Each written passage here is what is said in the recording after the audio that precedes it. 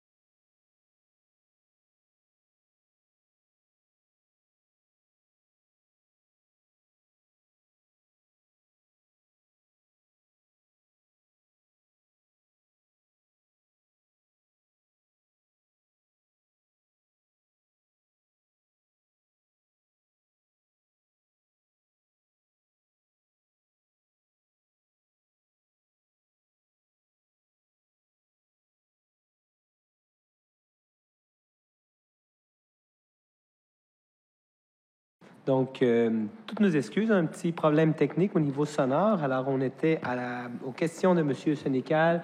Monsieur Martel, bon, vous allez reprendre un peu vos réponses pour le bien du public. Bon, mais OK, parfait. Mais je me souviens quand même de ce que j'ai dit, c'est pas pire. Je voulais d'abord vous remercier pour vous intéresser comme ça aux subventions qui pourraient peut-être qui auraient dû venir ici, qui ne le sont pas, selon ce que vous prétendez. C'est important parce que souvent, on s'interroge, le financement de l'agglo, tout ça. Donc, tous les efforts sont bons pour amener des fonds ici. Alors, merci.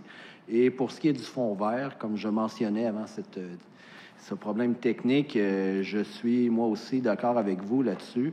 Je vais dire, il y a eu beaucoup de cas où il y a eu le fonds vert qui a servi à des financements assez inusités, ce qui amenait un questionnement sur l'utilisation appropriée des montants versés au fonds vert.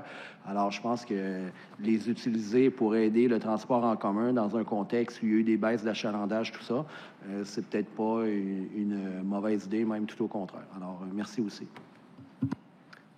Merci, M. Martel. Madame Mongrain. Oui, merci. Je veux simplement dire que mon collègue de Boucherville m'a enlevé les mots de la bouche.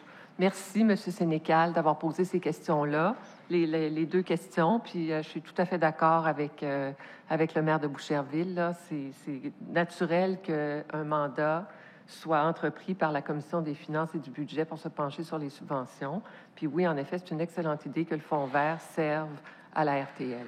Merci beaucoup. Merci. Nous avons Madame Bomboilara. Oh, j'ai votre micro ouvert. Ah non, ça. OK, c'est Monsieur Tabarra. Désolé, j'ai ici un écran qui était pas bien placé. Monsieur Tabarra. Il n'y a pas de problème. Merci, Monsieur le Président. Mais tout d'abord, je voudrais remercier M. Sénécal de toujours nous faire parvenir ces questions clairement écrites. Donc, je sais que ça prend du temps de faire tout ça, mais nous, on l'apprécie. Puis, même si on n'est pas capable d'avoir l'ensemble de vos réponses ici, bien après ça, on peut les retourner parce qu'on a le détail de vos interrogations. La première chose concernant les subventions, bien, c'est évident qu'il y a une espèce de décalage entre les grandes villes du Québec.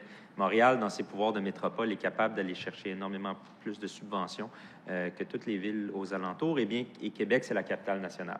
Donc, on sait que bon, les députés et les ministres sont à même de constater les déficits ou les problèmes de Québec parce qu'ils y travaillent de façon quotidienne. Et Montréal, à l'inverse, elle, a le pouvoir régional en tant que métropole d'aller chercher des fonds supplémentaires. Et il y a, par exemple, bon, la loi 122 nous a donné des pouvoirs de taxation un peu supplémentaires, mais avant ça, c'était que réservé à Montréal. Et on est tranquillement en train de travailler là, à ce niveau-là pour essayer d'équilibrer les choses. Concernant le SPAL, il faudra leur poser la question. Là, le service de police est indépendant des élus, mais on pourra poser la question au niveau technique et vous revenir par rapport à ça. Au niveau de la dette cumulée du RTL, de mémoire, ça se trouve un peu en bas de 80 millions. On pourra, ça aussi, vous revenir avec les détails. Il y avait un déficit de plus d'1 milliard là, donc dans l'ensemble du Québec. Mais ça, c'est pas juste pour le RTL, on s'entend. Mais donc, le gouvernement du Québec est venu finalement financer et donner un montant important pendant la pandémie. Ce qui a fait le plus mal, évidemment, le transport en commun, c'est environ financé par un tiers des subventions gouvernementales, un tiers utilisateur et un tiers des municipalités. Avec le temps, la portion utilisateur a baissé à environ 25 %. Et c'est ce 25 % là de coupure qui nous a fait excessivement mal. C'était 6 millions de revenus mensuels qu'on perdait au niveau de l'agglomération de Longueuil. Donc, c'est pour ça qu'au niveau de la RTL, on a fait des coupures très rapidement pour venir éponger finalement ces pertes-là dans le temps. Et aujourd'hui, on se retrouve avec des félicitations finalement du ministère du Transport parce qu'on est très bien géré là, au RTL et la nouvelle présidente aussi applique des mesures de façon assez rigide au niveau financier. Donc, on a une société de transport financièrement très, très saine et elle est à l'os. Donc, à chaque fois qu'on investit $1, on sait que ça s'en va directement en service. Il n'y a pas excusez-moi l'expression, mais il n'y a pas de gras par rapport à ça. Au niveau du fonds vert, on fait déjà une utilisation du fonds vert par rapport à nos programmes d'immobilisation et d'exploitation. Est-ce que, ça c'est dans le cadre de la refonte, là, parce que maintenant il y a un grand volet électrification dans le fonds vert, mais est-ce que ça ne peut pas être largement élargi comme le proposent nos deux collègues? Absolument. On a besoin, la structure financière La façon dont on finance toutes les sociétés de transport au Québec n'est pas pérenne, hein, on le sait, on ne peut pas continuer de cette façon-là, ainsi que le financement des municipalités par la taxe, finalement, sur l'essence et le carbone, va un jour, si possible, commencer à réduire. Donc, il va falloir des alternatives de financement pour le transport en commun dans l'ensemble du Québec. Et il va falloir une participation à la croissance économique pour toutes les sociétés de transport si on veut le pérenniser. Parce qu'en ce moment, dans des endroits comme l'agglomération, c'est le premier endroit où on va couper en cas de difficulté. On ne peut pas couper dans la police, on ne peut pas couper au niveau des pompiers, on ne peut pas couper dans l'eau potable. Malheureusement, on peut couper dans le service, dans le service de transport en commun, ce qui n'est pas souhaitable, bien évidemment. Merci, M. Tamara. Madame Fournier. Merci, Monsieur le Président. Je remercie M. Sénécal également pour ses questions. Puis j'ai une petite précision, en fait, en ce qui a trait au SPAL et à l'intervention qu'il y a eu par rapport au blocage de la voie ferroviaire. En fait, j'ai obtenu la réponse, puis on m'indique qu'il y a 2 aspects à pourquoi ça a pris autant de temps. D'abord, puisque c'est sur le territoire du CN, il fallait d'abord que le CN porte plainte officiellement pour que les policiers puissent intervenir.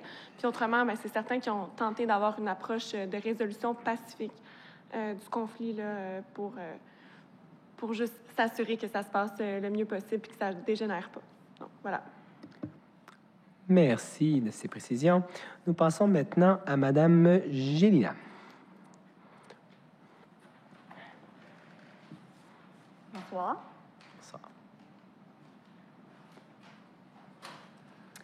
J'aimerais d'abord féliciter le maire Martel de Boucherville.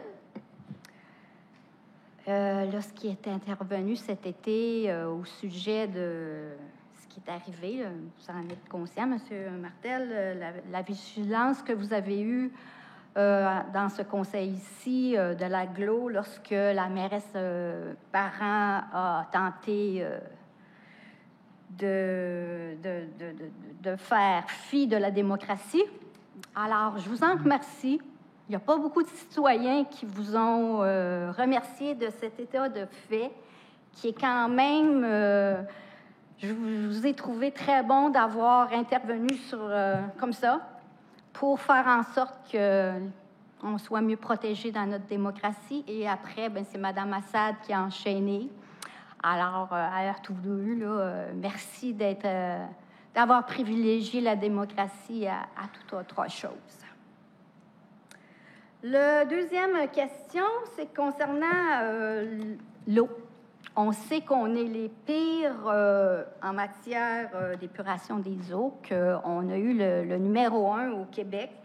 Alors, ma question, étant donné que ça concerne l'agglomération, quand avez-vous l'intention de solutionner ce problème qui est rendu un gros problème par rapport au Québec? Donc, j'aimerais avoir vos réponses là-dessus. Concernant le logement social, on en parle beaucoup de ce temps-ci parce que ça semble une priorité, puis c'est un domaine d'agglo aussi. Donc, moi, je suis propriétaire d'immeubles à logement. Alors, ce domaine, je le connais très, très bien. Et moi, ce que j'ai entendu, c'est qu'il n'y avait pas de logement en deçà de 1 000 $ par mois. Hein, moi, je m'excuse, mais je suis loin du 1 000 $ par mois et je suis toujours en vie, là. Donc, je pense qu'il y a peut-être des activistes dans ce domaine-là qui font en sorte d'amplifier peut-être le problème parce qu'il y en a des logements en bas de 1 000 $. Puis de toute façon, j'ai soumis il y a 2 ans, je pense, une obligation de la Ville à savoir combien coûte chacun de mes logements. Alors, vous avez l'information. Ça serait intéressant de vous y référer parce que ça existe. Deuxième chose, concernant les logements sociaux, on sait qu'un logement social, il faut l'administrer, l'entretenir, le rénover, le faire la gestion. Alors, c'est très lourd. Mais moi, je pense que l'avenue, là, c'est pas que le gouvernement s'immisce encore plus. Il y en a des logements sociaux, c'est très correct. Mais d'amplifier la situation, je pense pas que c'est la solution. Je comprends, vous avez décidé de faire un préambule, mais j'aimerais vraiment que vous ayez tout droit vers la question. Parce La que question, oui, c'est est-ce que vous avez un avenue autre que qui est le privé pour faire en sorte que les logements soient plus abordables? Parce que dans le fond, c'est ça le point central, l'abordabilité. Donc, moi, je pense qu'il y a d'autres avenues, puis il faut les considérer. Maintenant que les nouveaux maires sont en fonction, ils ont ouvert les livres et ça, c'est ma 4e question. Ils ont ouvert les livres, puis ce qu'on se rend compte, c'est qu'à Saint-Lambert, bien, ils se noient. C'est ce qu'ils ont dit, ils se noient. Alors, mais par contre, quand le maire Brodeur était là, on n'a jamais entendu parler qu'il se noyait. Mais c'est intéressant de voir qu'il faut qu'on aborde, là, vous abordiez la situation, parce que Saint-Lambert, il n'y aura jamais de parc industriel. Puis ça a été débattu dans le temps de Saint-Hilaire devant les tribunaux. Alors, ça refait surface qu'il faut que vous trouviez une solution, parce qu'on ne peut pas laisser non plus Saint-Lambert, c'est un joyau, là. On s'entend? Saint-Lambert, c'est... Donc, votre question à ce niveau-là serait... Bien, qu'il y ait plus de transparence, okay. Puis qu'on sache où est-ce qu'on s'en va avec Saint-Lambert. Puis, Longueuil aussi, on a déterminé qu'il y avait beaucoup de problématiques face au financement. On est aussi dans le rouge. Donc, la transparence, pourquoi qu'on est tant dans le rouge, autant à Saint-Lambert qu'à Longueuil. Puis les 3 autres, je ne sais pas, on entend beaucoup moins parler. Je pense qu'à Boucherville, tout va bien. C'est ce que j'ai entendu entre les branches. Donc, la transparence à cet égard pour les finances publiques. Puis, j'abonde avec monsieur qui demande depuis fort longtemps de changer les heures de l'agglomération pour le conseil de ville. Bien, j'abonde dans le même sens. Il faudrait que ça soit à l'heure du jour du prochain conseil, qu'on ait accès, que la population ait accès à ce qu'ils sont en droit d'avoir. Un conseil de ville à des heures où est-ce que les gens peuvent venir s'exprimer. C'est la démocratie qui est en jeu. Puis je pense que chacun devrait voter là-dessus pour que ça se fasse dans des heures que les citoyens peuvent venir. Donc, j'aborde dans le même sens que monsieur, que ça doit être changé et que ça doit être proposé à l'ordre du jour du prochain conseil pour qu'on puisse voir qui a intérêt, les citoyens. Merci. Merci, Mme Gélina. Donc, j'ai plutôt compté 4 questions. Une première était plus un préambule de félicitations. Donc, on va aller les 4 questions, je pense, Mme Fournier d'abord. Oui, bien en fait, sur 2 questions plus spécifiquement, la question là, des infrastructures sanitaires, notamment pour ce qui est de l'eau. Je pense que j'avais eu l'occasion de le dire au dernier conseil d'agglomération, mais on sait que ça représente là, des investissements vraiment importants. Il y en a déjà beaucoup qui sont prévus au PTI maintenant. Et quand j'ai eu une rencontre avec la ministre André Laforêt le mois dernier, je lui ai parlé très spécifiquement de cet enjeu-là. On sait que toutes les villes de l'agglo, sauf Saint-Bruno, nous sommes sur le même réseau. Donc, ça fait en sorte qu'on est tous, malheureusement, dans ce palmarès de la Fondation Rivière. Là. On n'est vraiment pas fiers de ça, évidemment. Puis, on prend les moyens là, pour que ça n'arrive plus puis qu'on améliore là, drastiquement la situation. Mais c'est des investissements qui sont très, très importants. Maintenant, pour la question du logement, oui, bien sûr, je pense que les solutions avec le privé doivent être analysées. C'est certain qu'il faut qu'on inclue là, toutes les solutions possibles dans cette problématique-là qui touche énormément de gens. On sait que c'est la première préoccupation, en fait, là, des gens de la ville de Longueuil, mais je suis certaine que c'est la même chose là, pour les autres villes de l'agglomération. Donc, ça touche beaucoup les familles de la classe moyenne. Puis peut-être juste sur la question du coût des logements, il faut juste faire attention avec le prix moyen d'un logement actuellement versus qu'est-ce qui est disponible sur le marché qu'on peut louer là, à l'heure actuelle puis qui est vacant. Donc, c'est là où la nuance là, peut-être devrait se situer. Merci, Mme Fournier. Monsieur Tabarra. Merci, Monsieur le Président. Juste au niveau, finalement, de la complexité financière, il faut comprendre que chaque ville a une dynamique différente et une structure différente. Même si on est régi par les mêmes lois et règlements, on ne se finance pas toujours exactement de la même manière et des mêmes secteurs. Il y a des villes qui vont être plus industrielles, d'autres qui vont être plus résidentielles. Il y a aussi toute la complexité de la structure de l'agglomération. Donc, parfois, quand on parle de la difficulté de compréhension financière de l'agglomération, mais c'est vrai que ça va être un petit peu plus difficile à comprendre que, par exemple, Laval, qui est une île, une ville. Donc, il n'y a pas la même structure, par exemple, que celle-ci. Ce n'est pas juste une question de transparence, c'est une question de complexité. L'autre chose, la structure, la façon dont les municipalités se financent avec la taxe foncière et les rôles d'évaluation, bien, ça fait en sorte qu'il y a une difficulté de compréhension des finances publiques municipales, contrairement, par exemple, aux autres paliers du gouvernement provincial ou fédéral, où là, c'est des taux qui sont appliqués qui sont beaucoup plus difficiles à comprendre. Fait que c'est des choses qui font en sorte que, bien, des fois, dans le monde municipal, c'est un petit peu plus complexe, mais on s'engage déjà dans les prochaines années à essayer de le vulgariser, de le rendre un petit peu plus intéressant pour les citoyens. Donc, c'est un exercice qui va se faire au cours des prochaines années. Merci, M. Tabarra. Madame Mongrain, ensuite M. Martel. Oui, merci, Madame Gélina. Alors, évidemment, moi, j'aimerais me pencher sur vos questions en rapport avec Saint-Lambert. Puis, ça me frappe que vous disiez, ah bien, pourquoi est-ce qu'on n'en entendait pas parler avant des problèmes financiers de Saint-Lambert? Et puis, je voudrais dire là-dessus que j'ai l'impression que notre ville, Saint-Lambert, depuis une quinzaine d'années, que la formule de partage des quotes-parts avec l'agglomération a été instaurée. Bien, je vois que Saint-Lambert a beaucoup contrôlé ses dépenses pour essayer de faire en sorte qu'en tenant compte de la hausse des dépenses de l'agglomération qu'elle devait absorber étant donné sa quote-part, que le tout demeure raisonnable. Mais là, de façon cumulative, sur 15 ans, bien là, ça ne peut plus fonctionner, cette recette-là, où nous, on comprime les dépenses de Saint-Lambert, alors que celles de l'agglomération continuent d'augmenter. On ne peut plus le faire parce que là, on est rendu à un point où les dépenses sont incompressibles à Saint-Lambert si on veut continuer à considérer qu'on est une ville qui offre un minimum de services à ses citoyens.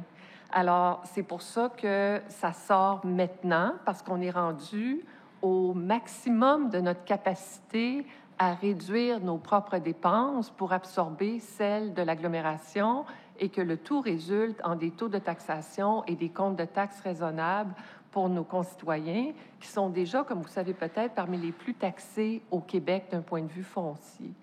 Et pourquoi on ne le savait pas avant maintenant ou pourquoi mes prédécesseurs n'en ont pas parlé avant maintenant? Bien, écoutez, je ne peux pas répondre clairement à cette question-là. Il y a peut-être une question de fierté, parce que, comme vous dites, notre ville est un joyau. On en est très, très fiers. Peut-être qu'il y avait une question de fierté depuis 15 ans, de dire on va s'organiser, puis on va essayer de faire que ça va être correct. Mais là, on est arrivé, puis on voit bien que pour 2022, on vit déjà sur du temps emprunté et c'est plus correct. Et c'est pour ça qu'on a lancé un appel à l'aide auprès des collègues, parce qu'on ne peut juste pas continuer comme ça. C'est ce que je voulais dire. Merci beaucoup. Merci, Madame Mongrain. Monsieur Martel. Oui, alors, écoutez, je voulais vous remercier pour les bons mots. Ça fait du bien de savoir qu'on est appuyé des fois dans nos démarches, même si au tout début, c'était pas évident.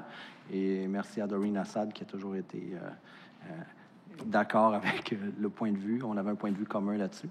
Alors, des fois, le temps arrange bien les choses. Merci. Merci, Monsieur Martel.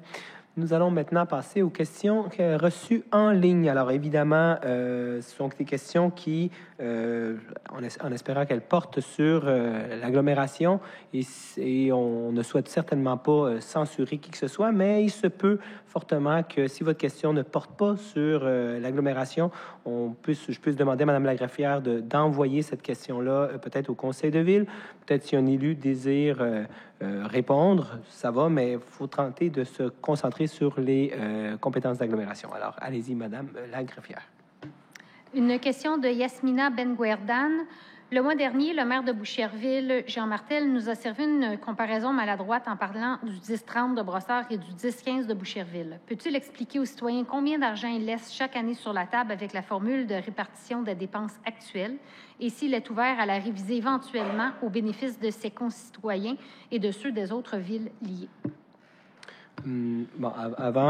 J'invite les citoyens qui posent des questions d'avoir un préambule qui soit cordial et qui ne soit pas détourné de la question.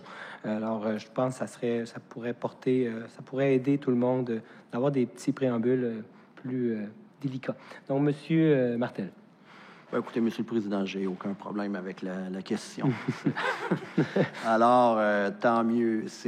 Même si, selon les dires, cette comparaison pouvait être qualifiée de boiteuse, je pense que l'objectif, c'était qu'elle demeure présente à l'esprit, et je vois que le résultat a été atteint. Alors, je ne peux pas me plaindre que mon objectif a été atteint. Cela étant dit, mais effectivement, Boucherville est un petit peu moins que 10 % de la population et paye à peu près 15 % de la note, un peu moins. C'est sûr que ça varie selon les rôles d'évaluation à chaque année, selon le poids foncier relatif de chacune des villes. C'est peut-être un peu abstrait ce que je dis là, mais chaque ville, la valeur foncière n'est pas la même d'une année à l'autre parce qu'il y a des nouvelles constructions. Pour répondre à la question précédente, au niveau que tout va bien à Boucherville, comme le disait M. Tabarra, il y a des défis dans chaque ville. Nous, le défi qu'on a avec ce rôle-ci, puis je vois qu'il y a d'autres villes de l'agglo aussi qui ont des défis semblables, c'est que le résidentiel s'est beaucoup apprécié, beaucoup plus vite que le commercial. À Boucherville, la maison moyenne s'est appréciée de 21 %. C'est moins qu'à Saint-Lambert, c'est moins qu'à Brossard, c'est à peu près comme à Saint-Bruno. Longueuil, je ne connais pas les chiffres par cœur. Et le commercial de 8,4 %. Ce qui fait que quand les gens se disent « Ah, ma maison a pris 25 %, mon compte de taxes va augmenter de 25 %, je veux juste rassurer la population, là. C'est pas comme ça que ça fonctionne dans toutes les villes. C'est que si ça a augmenté de 25 % la maison moyenne, nous, on baisse le taux de 25 % puis après ça, on se demande à combien qu'on va l'augmenter ou si on le gèle. Dans notre cas, c'était 21, fait qu'on l'a baissé de 21. Sauf que le commercial, qui était à 8,4 d'augmentation, la problématique que nous, ça nous cause, c'est qu'on doit respecter un écart de pas plus que 4,8 fois entre chaque catégorie. Et ça, c'est prévu à la loi sur la fiscalité municipale, l'article 244,4, alinéa 2. C'est 4,8. Il y a d'autres villes, d'autres agglos que c'est moins, d'autres que c'est plus. Montréal, c'est 215, mais leur charte leur permet de passer autre. En tout cas, c'est assez technique, comme disait M. Tabarra, toutes ces affaires-là. Mais ça nous a amené à devoir geler le commercial pour respecter le 4,8. C'est pas ça qu'on voulait. On voulait augmenter le commercial. On n'a pas pu. J'ai parlé au président de l'UMQ, j'ai parlé à notre député ministre, j'ai parlé à des attachés politiques au ministère des Affaires municipales. C'était trop rapide pour ce budget-ci. Donc, on doit étaler sur 3 ans la hausse puis la baisse des taux de taxation en conséquence. C'est une nouvelle opération, ça demande de la programmation informatique, ça peut retarder l'envoi du compte de taxes. Chaque ville a ses défis, je veux juste vous dire ça. Malheureusement, il n'y a pas une ville que c'est parfait. Et pour revenir à la question, on est à peu près 10, puis on paye à peu près 15. Puis à chaque année, dans le dollar de taxes, il y a autour de 44-45, selon les années, 40 à 45 sous qui vont vers l'agglomération CMM. Alors, je pense qu'on fait notre part. Combien d'argent vous laissez sur la table? Là, il faut regarder par rapport à quoi. Moi, ce que je pense, c'est qu'à la question êtes-vous ouvert à modifier le pacte fiscal pour que quoi? Pour qu'on paye 16, 17, 18 %, 20 % de la note ou dans le dollar, finalement, ça tombe à 48, 49, 50 sous? Si c'est ça, non. Et d'ailleurs, moi, je vais répondre, j'ai été élu en 2013 en disant que je ne voulais pas le modifier. J'ai été réélu en 2017 et réélu en 2021. Fait que c'est les résultats électoraux qui sont la réponse. Nous, de notre côté, on ne veut pas le modifier. Merci, M. Martel. Passons à la question suivante. Une question de Ronnie Bassoul. Tel que je l'ai vécu récemment, les frais de démolition de 1 500 $ comparés aux frais de construction de 1 400 $ sont exagérés et injustes. De plus, la validité pour la démolition de 1 mois est irréelle et impossible à planifier avec les compagnies de démolition. Ma question est, est-ce fait dans le but de continuer à pénaliser les personnes qui investissent leur propre argent sans aucune considération pour leur situation, pour juste gonfler la trésorerie de la mairie? Qu'est-ce qui se fera pour changer les règlements injustes? Pour votre information, le courriel a été envoyé au maire. Donc, c'est une question de compétence ville, mais je pense que M. Tabarra souhaite répondre. Bien, en effet, comme vous l'avez si bien dit, M. le Président, c'est une question de compétence ville, donc ma réponse va rester brève. Donc, tous nos tarifs ou permis ou peu importe ce que la ville octroie, bien, normalement, on essaie de suivre les coûts d'administration. Dans le cas particulier des démolitions, on le sait, on arrive avec une nouvelle réglementation. L'ensemble des villes du Québec va devoir adopter un comité de démolition et donc, par conséquent, avec les supports administratifs supplémentaires, bien, les coûts des démolitions sont appelés à augmenter au cours des prochaines années. Pour ce qui est des délais, là, dans ce cas-ci, ce sont des délais qui sont extraordinaires parce que, dans le cas de Longueuil, bon, mais la mise en place du comité de démolition fait en sorte qu'il y a un effet de gel sur les demandes qu'il y a eu actuellement. Les personnes ou entreprises qui ont fait cette demande doivent réappliquer et c'est ce qui cause le délai. Mais ceci va continuer à suivre son cours normal, finalement, une fois que notre réglementation est mise en vigueur, là. Donc, ça serait ça pour M. Bassoul. Et comme vous le dites, c'est une question de compétence ville. Donc, tout ce qui a trait à la démolition ou l'urbanisme, j'encourage les gens à envoyer ça à la ville. Merci, M. Tabarra. Donc, ceci met fin à la période des questions du public. Oui. Monsieur le Président, oui. Il y a une question de M. Guy Sauvé. Oh, OK, il vient de rentrer. Je ne l'ai pas remarqué. Je suis vraiment navré. Allez-y. Donc, M. Sauvé nous écrit « Les documents rendus publics pour les séances du Conseil d'agglomération de Longueuil, comme celle d'aujourd'hui, se limitent à l'ordre du jour. Il est souvent impossible pour les citoyens assistant à ces séances de savoir la nature des propositions qui sont votées. À l'agglomération de Montréal, les documents décisionnels sont rendus publics. Par exemple, pour la séance du 23 décembre, un document de 675 pages est disponible sur la page web de l'agglomération. Serait-il possible dorénavant de rendre publics les documents décisionnels comme on le fait à l'agglomération de Montréal? Parfait. Merci, M. Sauvé. Madame Fournier. Merci, M. le Président. Je pense qu'on va prendre bonne note de la suggestion de M. Sauvé, puis on en parlera ensemble. Mais bien sûr, je pense que ça doit faire partie des options à analyser pour avoir plus de transparence. Je suis bien d'accord. Merci, Madame Fournier. Bon, magnifique. Donc, je pense que cette fois-ci, c'est vrai, nous allons pouvoir poursuivre avec les points de l'ordre du jour. Alors, au point 1.4, un dépôt d'orientation. Oui, on dépose celles qui ont été transmises par les villes de Longueuil, Boucherville, Brossard, Saint-Lambert et Saint-Bruno. Parfait. C'est déposé. Point 1.5, une approbation de procès-verbal. Oui, celui de la séance ordinaire du Conseil d'agglomération du 25 novembre dernier. C'est adopté. Passons à la rubrique administration-organisation. Point 2.1, désignation d'un membre. Oui, on propose de désigner le conseiller M. Sylvain Joly à titre de gestionnaire de la partie du Fonds Région et Ruralité délégué à la Ville par la ministre des Affaires municipales en remplacement de M. Patrick Savard. Gestionnaire de le désigner également à titre de gestionnaire du comité d'investissement commun de développement économique de l'agglomération de Longueuil et il est de plus recommandé que celui-ci, Mon Dieu. Je m'excuse.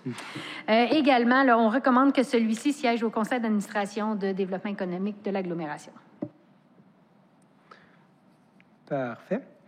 C'est adopté. Point 2.2, désignation de membres. Oui, on propose de nommer Mme Doreen Assad et M. Ludovic Grisé-Farran à titre de membres du Bureau des délégués pour la gestion des cours d'eau.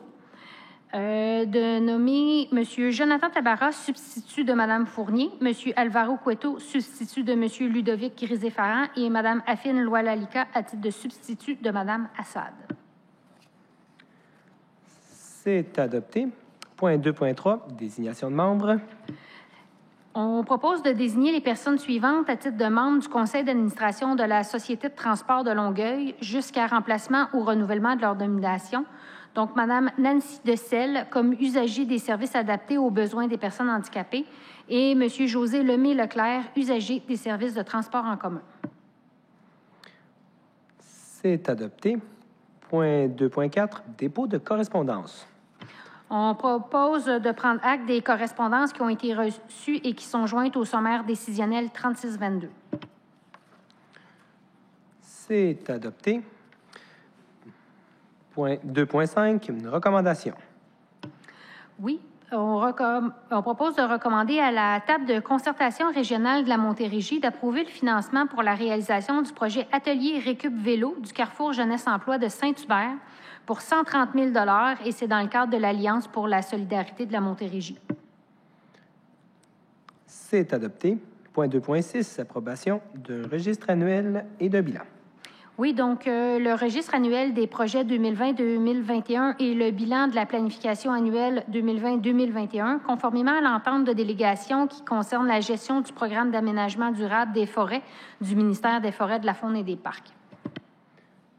C'est adopté. Passons à la rubrique Finances. 4.1, un dépôt d'un rapport. Celui de la trésorière et qui concerne l'adjudication du contrat pour l'émission d'obligations du 2 novembre au montant de 23 977 031 $. Évidemment, ça relève de la compétence d'agglomération et c'est adjugé à RBC Dominion Valeurs Mobilières. C'est déposé.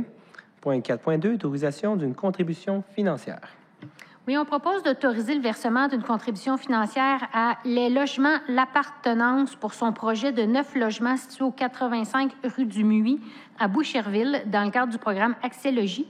On propose également d'assumer 10 % des coûts du supplément du loyer pour un maximum de 8 de 9 logements pour les 5 premières années. C'est adopté. Point 4.3, autorisation de virement budgétaire. Oui, ceux qui sont mentionnés sur la liste du 16 novembre dernier au montant de 4 892 $. C'est adopté. Passons à la rubrique ressources humaines. Point 5.1, la nomination d'un directeur adjoint. Oui, on propose de nommer M. Sylvain Stringer, directeur adjoint à la Direction des opérations services de police à compter du 19 décembre. C'est adopté. Point 5.2, le renouvellement d'un contrat de travail du directeur de service de police. Oui, on propose de renouveler le contrat de travail de M. Fadi Daguerre à titre de directeur du service de police du 1er janvier 2022 au 31 décembre 2029 et d'autoriser le directeur des ressources humaines à signer le contrat de travail, à intervenir et de prescrire qu'il ne requiert aucune autre signature. Juste avant de vous donner le droit de parole, j'ai juste besoin d'un appuyeur, d'un proposeur, un appuyeur, s'il vous plaît. Je propose, Monsieur le Président. Merci, Mme Fournier. Et j'appuie, Monsieur le Président. Merci, Mme Molalka. Mme Mongrain. Alors, je dois dire que je dois m'abstenir sur ce sujet-là, malheureusement, parce que pour une question de forme, je n'ai pas pu avoir l'orientation du Conseil municipal de Saint-Lambert, ce qui est requis.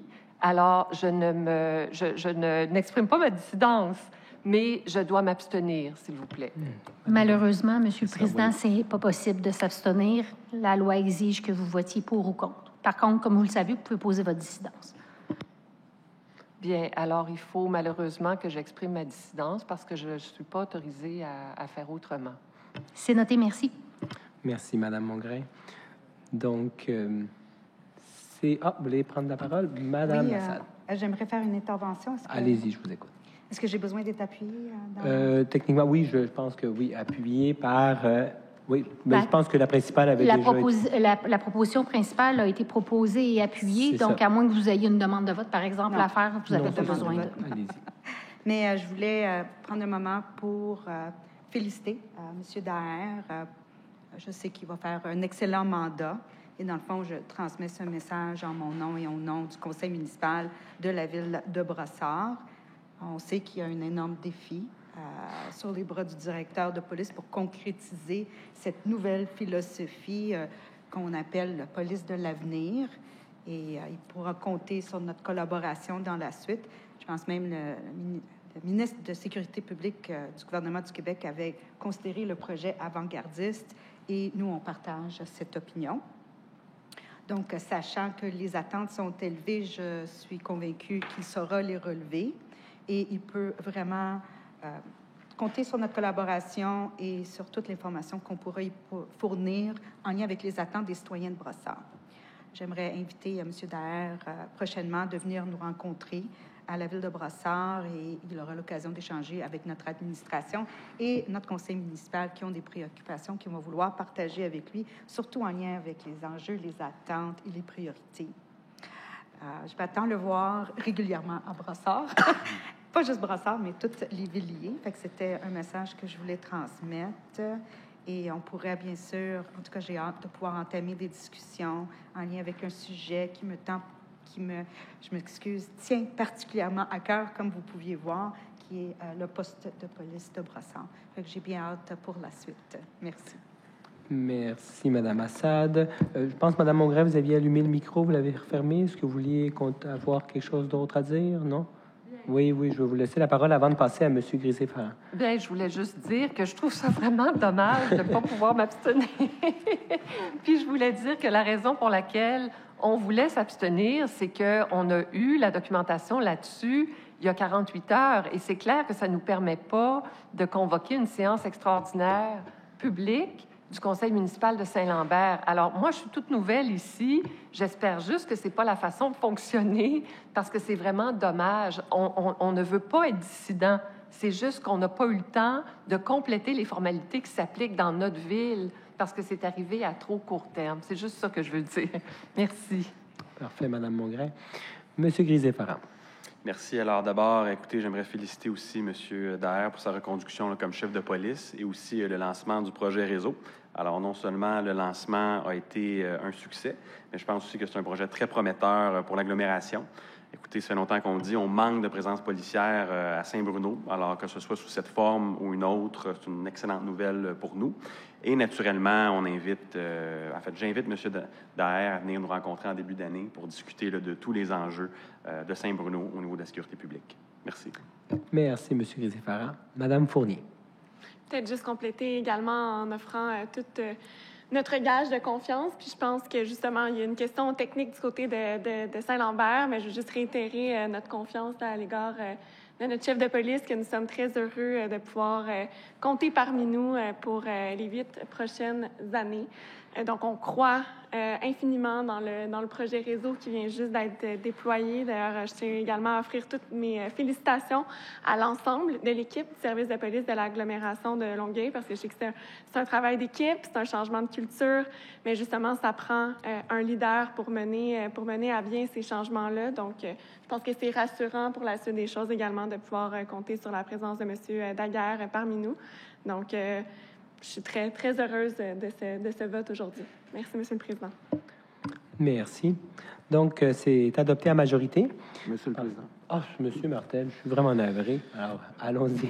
Bien, écoutez, Monsieur le Président, j'étais pour le faire au tour de table, mais puisque les gens s'expriment maintenant sur ce sujet, qui est M. Daguerre, le sujet, donc moi aussi, je me joins à mes collègues pour le féliciter, puis on est content de réitérer notre confiance dans ses services, puis je pense que le projet réseau, c'est un projet intéressant.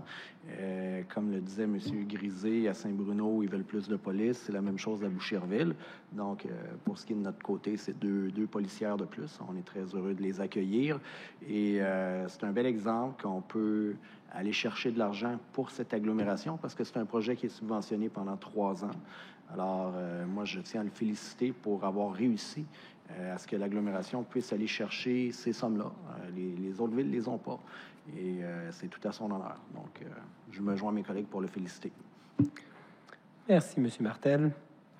Donc, nous allons maintenant passer à la rubrique biens matériels et services. Commençons par le point 6.1, une adjudication de contrat.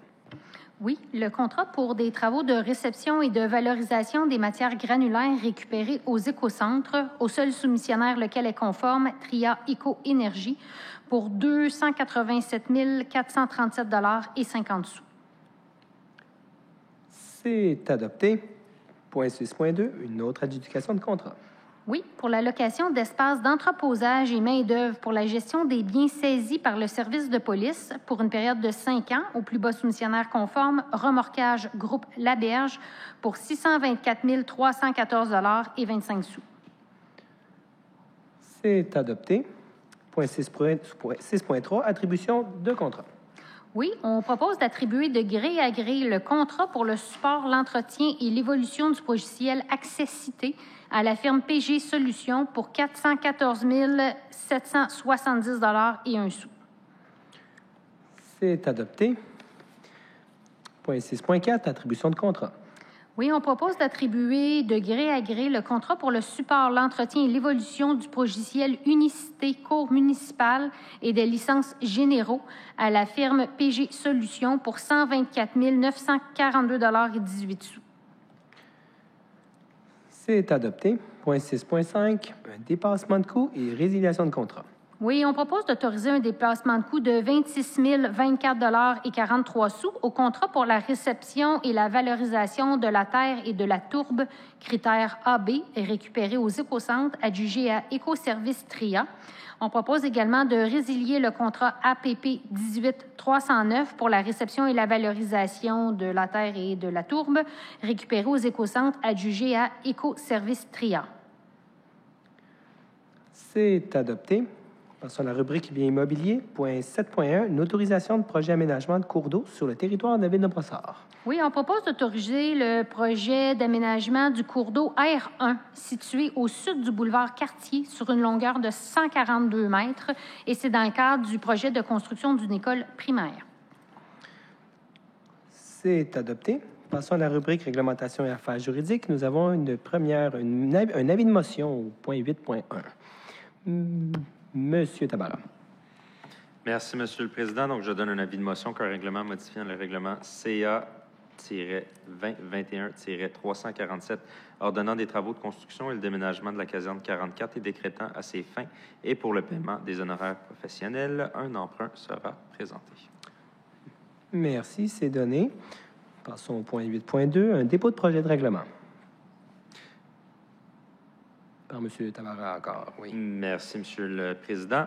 Donc, je procède au dépôt du projet de règlement CA 2021-364, modifiant le règlement CA 2021-347, ordonnant des travaux de construction et le déménagement de la caserne 44 et décrétant à ses fins et pour le paiement des honoraires professionnels un emprunt. Donc, ce projet de règlement vise à modifier le règlement CA 2021-347 afin d'augmenter le montant de l'emprunt d'une somme de 3 950 000 pour un emprunt total de 16 550 000. Merci, M. le Président. Merci, M. Tabarra. C'est déposé. Passons au point 8.3, le dépôt d'un certificat. Oui, celui de l'assistante greffière concernant la procédure d'enregistrement tenue sur le règlement ordonnant des travaux de construction et le déménagement de la caserne 44 et décrétant un emprunt. C'est déposé. Point 8.4, dépôt d'un certificat. Toujours de l'assistante greffière concernant les résultats des procédures d'enregistrement sur les règlements suivants. Donc, le règlement qui ordonne l'acquisition d'équipements motorisés et roulants et qui décrète un emprunt. Le règlement qui autorise l'acquisition et l'implantation d'un logiciel corporatif de gestion de la maintenance assistée par ordinateur et qui décrète un emprunt. Le règlement qui décrète un emprunt pour le paiement d'honoraires professionnels pour des travaux d'aménagement d'espace de travail en lien avec le projet d'organisation flexible du travail. Le règlement qui décrète un emprunt pour financer des coûts d'acquisition et d'installation de terminaux véhiculaires. Le règlement qui ordonne des dépenses d'honoraires professionnels, l'achat d'équipements et l'exécution de divers travaux pour la mise en œuvre de la stratégie de l'eau 2020-2030 et décrétant un emprunt. Et finalement, le règlement décrétant un emprunt pour le paiement des honoraires professionnels pour le déménagement du garage municipal qui est situé au 777 d'Auvergne. Merci, Mme la greffière. C'est déposé. Pris un peu plus de montant, question de vous redonner un peu le souffle. Au point 8.5, le dépôt d'un certificat. Oui, celui de l'assistante greffière qui concerne cette fois-ci les résultats de la procédure d'enregistrement sur la résolution CA 2110-07-7.1, qui était l'approbation du contrat pour le bail avec l'Université de Sherbrooke pour un espace pour un sous-poste de police et un emprunt au fonds de roulement. C'est déposé. Point 8.6, l'adoption de règlement. Oui, un règlement qui modifie le règlement établissant la tarification applicable pour les biens, services et activités offerts par la Ville dans ses compétences d'agglomération. Le but du règlement, évidemment, est de modifier des tarifs, notamment ceux pour les chèques non encaissables post-datés, pour le dépôt de demande de révision du rôle d'évaluation et pour les services qui sont demandés au SPAL, le service de police, par un organisme ou un autre corps de police pour des activités de formation. C'est adopté. Point 8.7, l'approbation de protocole d'entente dans le cadre du programme Réseau. Oui, donc on propose d'approuver le protocole d'entente avec la Sûreté du Québec et ça concerne le prêt de service d'un officier de la Sûreté du Québec au sein du service de police dans le cadre du programme Réseau. C'est du 7 septembre 2021 au 7 mars 2022. Et on propose également d'autoriser le directeur du service de police à signer le protocole et tout autre document et de prescrire qu'il ne requiert aucune autre signature. C'est adopté. Point 8.8, l'approbation d'un protocole d'entente. Oui, à intervenir avec Résilio Technologies et InnoSecure, et ça concerne la mise en œuvre d'un projet d'innovation en résilience urbaine pour définir les obligations et la contribution de chaque partie, les mécanismes de liaison et les mécanismes de traitement des différends. On propose d'autoriser le directeur du service de sécurité incendie à signer le protocole et à prescrire qu'il ne requiert aucune autre signature. C'est adopté. Point 8.9, l'approbation d'une entente de collaboration. Oui, avec Transit Secours Région de Montréal relativement au soutien aux victimes de violences conjugales et leurs familles lors de déménagement. On propose également d'autoriser le directeur du service de police à signer l'entente et à prescrire qu'il ne requiert aucune autre signature. C'est adopté. Point 8.10, approbation d'une entente. Avec le Conseil du bassin versant de la région de Vaudreuil-Soulanges concernant le projet d'évaluation de la recharge des eaux souterraines pour une meilleure résilience des ressources en eau en Montérégie. On propose également d'autoriser le chef de service environnement et architecture de paysage à signer l'entente et tout autre document et prescrire qu'il ne requiert aucune autre signature. C'est adopté.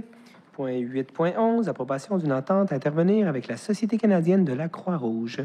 Oui, c'est l'entente de service aux sinistrés lors de sinistres mineurs et ça concerne l'assistance humanitaire aux personnes sinistrées là, dans le cadre de sinistres mineurs. C'est pour une période de 3 ans, débutant à compter de la date de sa signature.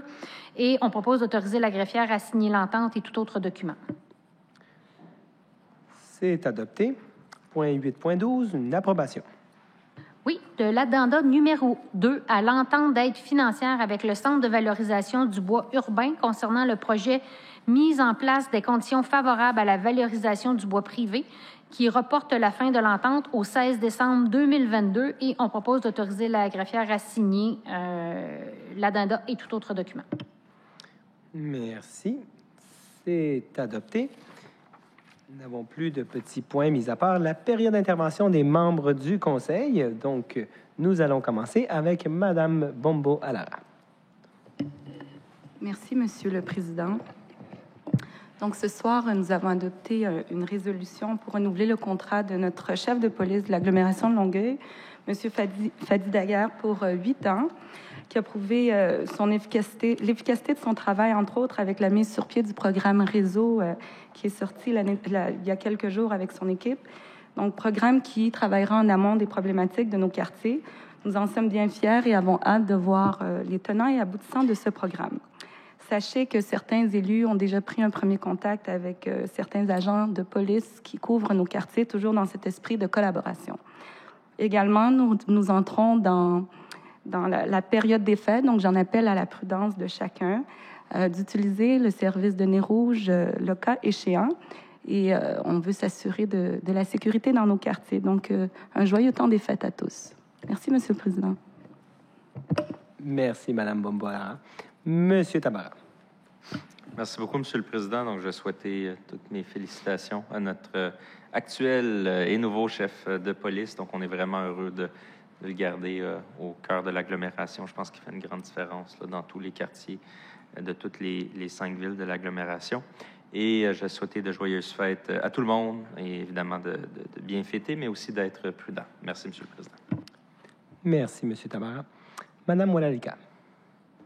Merci, Monsieur le Président. Je compte aussi renchérir sur la bonne nouvelle et de renouveler le contrat de travail de notre chef de police, Fadi Daguerre, qui est très au courant de ce que je pense et ressens de ce grand travail qu'il fait pour notre ville et aussi pour l'histoire du Québec sur ce qui est le service de police et de sa réforme. Donc, je suis vraiment très, très fière et très soulagée pour ce que nous créons ici ensemble à Longueuil. Merci. Merci, Mme Walalika. Madame Balma. Oui, merci, Monsieur le Président. Premièrement, en fait, je tiens à féliciter le comité Longueuil-Ville sans racisme et discrimination qui a des membres partout dans l'agglomération de Longueuil, qui a tenu le 8 décembre dernier là, une série d'ateliers que moi, je qualifierais vraiment enrichissants et très éducatifs d'ailleurs. Puis, les prochains mois, il va y avoir d'autres ateliers qu'ils vont mettre en place. Donc, si jamais il y en a quelques-uns qui veulent se joindre à eux, je pense que ça peut toujours être une bonne idée. D'ailleurs, il y a eu plusieurs organismes qui se sont joints à eux. Ça a été vraiment une période de réflexion. D'ailleurs, Brossard aussi était présent à la soirée. Donc, ça fait du bien de voir, c'était beau, de voir toutes ces personnes et tous ces organismes vraiment réunis autour de la même table pour parler d'enjeux qui sont récurrents. Donc, là-dessus, je dois les féliciter parce que je sais que c'est pas des conversations faciles à avoir, mais c'est un comité qui est très, très actif, très proactif et qui réfléchit à ces questions-là, puis qui en viennent d'ailleurs à des recommandations pour nous, les élus, pour qu'on puisse peut-être créer des orientations ou mettre en place là, certains règlements. Donc, je tiens à les féliciter pour ça. Deuxièmement, bien entendu, dans la même ligne que tous mes collègues ici, je vais féliciter Monsieur Fadi Daguerre pour son mandat qui se poursuit pendant 8 ans. Puis, je dis un grand bravo au SPAL, en fait, pour le projet réseau qui a très bien... auquel le lancement a été très bien réussi. On a d'ailleurs déjà commencé, Mme Lolalike et moi, à travers nos dossiers, on a déjà pris contact avec eux pour une collaboration future, puis on a très hâte aussi de pouvoir les rencontrer, de collaborer davantage avec la Commission de la sécurité publique, donc au retour, bien entendu, du temps des fêtes. Mais oui, je pense qu'on est très chanceux à Longueuil d'avoir un service de police qui est visionnaire, qui est aussi très bienveillant, puis on peut en être fier, puis on peut justement continuer dans cette lignée de collaboration. Donc là-dessus, je suis très fière d'être longueuilloise, je le dirais. Merci, Monsieur le Président. Puis, bien entendu, à tout le monde ici, je vous dis joyeuses fêtes. Mais comme j'ai dit à travers la semaine, on se voit la semaine prochaine. Donc, je vous dis de joyeuses fêtes en vous disant à la semaine prochaine. Merci, Monsieur le Président. Merci, Madame Balma. Nous allons passer maintenant la parole à Madame la mairesse de Saint-Lambert, Madame Pascale Mongrain. Merci. Alors, je voulais à mon tour féliciter notre vedette du jour, le chef de police de Longueuil, alors, et dire comment on est très content à Saint-Lambert de l'initiative du réseau là, qui a été mis en place. On est tous très contents de ça, puis on est très contents de la couverture médiatique qui a accompagné cette annonce-là. Je voulais aussi parler de gouvernance, puisqu'il a été question de la commission des finances et du budget. Et puis, je voulais simplement m'assurer, étant donné que notre représentant au sein de cette commission-là a été très présent. Je sais qu'en fait, tous les représentants ont travaillé très fort il y a 2 semaines à préparer le budget pour l'année 2022. Et puis, je sais qu'il y a eu des discussions de fond sur bien des points. Et puis, je voulais juste dire que c'est vraiment important que les procès-verbaux de la commission, qui sont à la base des recommandations qui sont faites au conseil d'agglomération, que les procès-verbaux soient exhaustifs et que sans tomber dans le verbatim, qu'on reflète comme il faut les questions de fond qui sont soulevées dans les procès-verbaux de la commission. Alors, je voulais souligner ça parce que c'est particulièrement important dans le contexte où, comme ça a été dit, tout le monde a des enjeux. À Saint-Lambert, on a un enjeu particulièrement criant. Et puis, le travail préparatoire au budget, bien, on veut s'assurer que c'est bien reflété dans les procès-verbaux qui sont préparés. Merci. Merci, Madame Mongrain. Passons maintenant la parole au maire de Saint-Bruno-de-Monterville, M. Ludovic Grisé-Farran. Oui, alors merci beaucoup, Monsieur le Président. J'aborderai dans le même sens que Mme Mongrain pour les procès-verbaux des différentes commissions. On comprend que tout ce qui est rapporté ne pourra pas l'être là, au mot près, mais peut-être un petit peu plus détaillé que ce qu'on fait actuellement, là, ce serait assez bien. Sinon, je souhaiterais un joyeux Noël et une bonne année aux soins de Saint-Bruno. Belle année 2022. À tous mes collègues également. Je pense qu'on va bien collaborer pour la prochaine année. On a des beaux projets qui s'en viennent.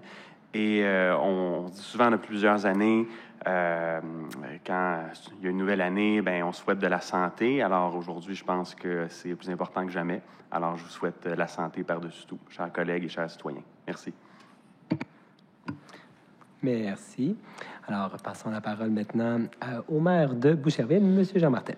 Oui, merci, Monsieur le Président. Écoutez, je vais continuer sur la lignée de la santé. Vous savez qu'il y avait 2786 cas, nouveaux cas au Québec aujourd'hui. Et à Boucherville, on était à 35 cas, il y a 3 jours, cas actifs, et qui était un sommet dans la 4e et 5e vague.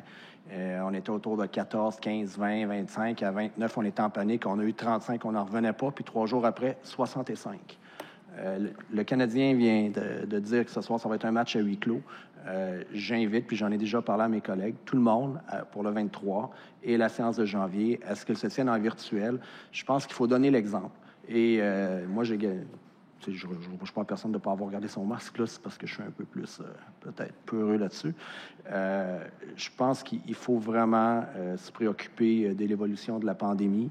Malheureusement, on ne souhaitait pas que ce soit comme ça. Il y a personne, on va voir que les mesures qui seront annoncées durant le temps des fêtes, mais gardons un œil très, très attentif à l'évolution de la pandémie et agissons pour ne pas compromettre notre santé. On travaille déjà assez fort pour le bien-être de la population. Alors, sur ce, moi, c'est Jacqueline Boubane, la mairesse suppléante, qui va être là le 23 décembre prochain pour la séance extraordinaire. Donc, je souhaite de joyeuses fêtes, une bonne année 2022 à tous mes collègues. Merci, M. Martel. La parole à la mairesse de Brossard, Mme Doreen Nassar. Bien, je ne vais pas répéter les mots que j'avais dit initialement. J'aurais dû réaliser qu'on les réservait pour la fin de la séance. Mais félicitations encore une fois. Plaisir pour moi de siéger avec mes confrères et consoeurs élus à l'agglomération. Et puis, si on n'a pas la chance de le dire, parce qu'on a quand même une autre séance qui s'en vient là, pour l'adoption du budget, mais sincèrement, joyeuse fête à tout le monde. Reposez-vous. Et puis, on a hâte d'entamer tous les beaux défis qui nous attendent en 2022 ensemble. Merci, Mme Assad. Et passons la parole à Mme la mairesse de Longueuil, Mme Catherine Fournier. Merci, Monsieur le Président. Évidemment, je réitère encore une fois toutes mes félicitations à Monsieur Fadi Daguerre pour le renouvellement de son contrat. En fait, c'est nous qui sommes heureux comme maire, comme mairesse, et également, je pense que tous nos concitoyens, déjà, je le vois sur les réseaux sociaux, les gens sont très, très heureux de cette nouvelle parce qu'on y croit en la nouvelle vision, puis on espère que, justement, que c'est un gage également d'appui à tout ce qui a été lancé là, en termes de projets ici sur le territoire de l'agglomération de Longueuil et qui rayonnent non seulement au Québec, mais aussi à l'international, parce qu'on sait déjà qu'il y a plusieurs pays qui s'intéressent à l'approche qui est développée ici au sein de l'agglomération. Ceci étant dit, je renchéris sur ce que dit ma collègue de Brossard. Donc, oui, je pense qu'il y a une belle collaboration qui s'installe entre nous. On aborde des sujets qui ne sont pas nécessairement toujours faciles, puis qui ont fait l'objet de beaucoup de débats par le passé, mais on l'a dit la dernière fois, je pense qu'on veut s'inscrire dans une nouvelle ère de collaboration et de concertation au sein de l'agglomération. Donc ça, j'en suis également très satisfaite. Et finalement, je veux remercier mes collègues qui ont participé aux commissions du budget de l'agglomération. Il y a eu un excellent travail qui a été réalisé donc sous la présidence de Jonathan Tabarra. Donc ça a été de très, très longues heures de travail, puis on sait que ça vient très rapidement également dans le mandat. Là. Donc tous mes remerciements à l'ensemble des membres de la commission pour le travail accompli. Et bien sûr, on se reverra le 23 décembre en mode virtuel, comme le dit Jean, parce que, il y a une évolution de la situation qui est très préoccupante. D'ailleurs, j'invite tout le monde qui nous écoute là, à être évidemment à l'affût des consignes gouvernementales qui seront annoncées ce soir là, lors du point de presse de 18 h. Alors, moi aussi, je vais souhaiter la santé à tout le monde. J'invite évidemment à la plus grande prudence, mais quand même, tenter d'avoir de joyeuses fêtes malgré tout ça. Et donc, merci beaucoup et bonne soirée. Merci, Madame Fournier. Donc, pour ma part, je m'ajoute également à toutes ces félicitations à Monsieur Fadi Daguerre. Je pense que vous méritez doublement toutes ces 2 rondes de félicitations et même, pourquoi pas, davantage de celles qui suivront. Donc, un honneur de voir votre mandat se prolonger. Et, bien évidemment, je suis d'avis, comme Madame Fournier et nos collègues ici, et Monsieur Martel l'a bien dit, à l'appel à la prudence. Alors, je vous invite vraiment à être extrêmement prudent, mais sportif, je vais régulièrement le dire, sortez dehors, prenez de l'air, il n'y a rien de plus gratifiant que sortir. Je l'ai fait tantôt, de l'hôtel de ville, j'ai couru jusqu'à votre belle ville, Monsieur Grisé-Farrand. Je me suis rendu jusqu'au boulevard Clairvue, jusqu'au viaduc, aller-retour. Donc, je m'engage auprès des autres maires de faire le tracé de l'hôtel de ville, sauf que vous comprendrez que Brossard, c'est un petit peu plus loin. Alors, je vais quand même faire l'effort. Et c'était une belle balade. Et je vous appelle un petit appel à la prudence et en souhaitant à tout le monde un excellent temps des fêtes et un remerciement à Mme Lagraffière, à toute l'équipe, toute technique, directeur général et tout le monde qui rend possible cette rencontre. Donc, sur ce, je vous remercie. Je déclare la séance levée.